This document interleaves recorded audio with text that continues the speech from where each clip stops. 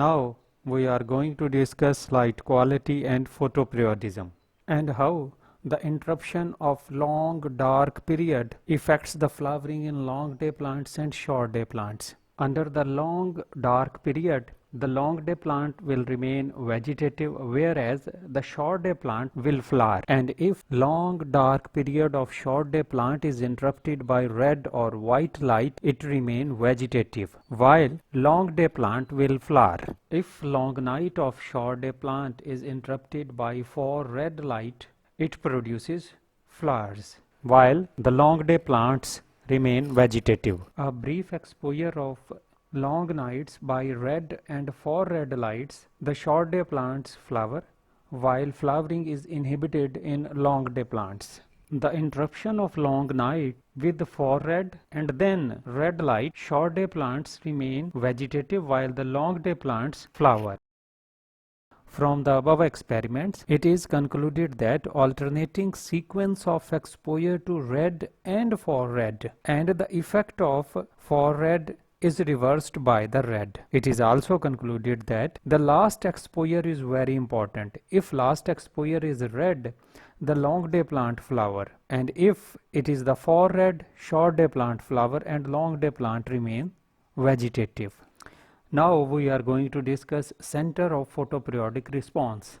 Means what are the organs responsible for detection of light and dark periods.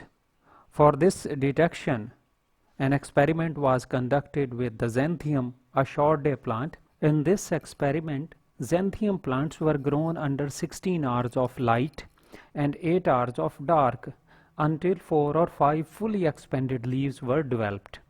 The plants were divided into 3 groups. The leaves of one group of plants were kept intact. The plants of second group was defoliated, means all of their leaves were removed, and the plants of third group were defoliated except for one fully expanded leaf. All these plants were subjected to photoperiodic induction. The plants with intact full leaves and a single leaf plants show flowering response, but the defoliated plant did not show any flowering response. So it was concluded that the leaves of plants are organs that detect exposure to correct photoperiod, but response occur at the flowering points. Kyalikhan, a Russian physiologist in 1936, working on a floral initiation suggested a hypothesis that flowering in plant is controlled by specific phytohormone, the phlorizin, produced in leaves. The hormone is hypothetical and yet to be isolated, but its existence and proof of its translocation comes from grafting experiments performed with the xanthium that we will discuss later